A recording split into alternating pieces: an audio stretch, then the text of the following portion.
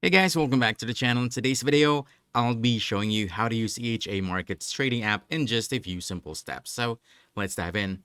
First off, you want to make sure you're logged into your account. And then on the homepage, this is where you'll see your chart. Now, to start trading, you want to choose an asset. To do that, simply click the three-line icon at the upper left corner, this one. And from here, select the asset you want to trade like Bitcoin or USD.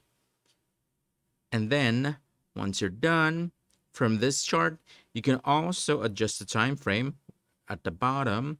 So you can adjust the time frame of your chart to suit your trading strategy.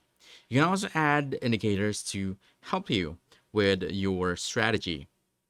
And then once you are ready to trade, simply tap the trade button. From here, enter the amount you want to invest.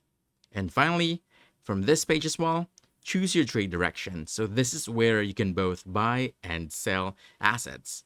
And basically, that's about it. Now I know how to use EHA Markets trading app in just a few simple steps. So if you found this helpful, don't forget to hit that like button, subscribe for more quick guides, and I'll see you in the next one. Thanks!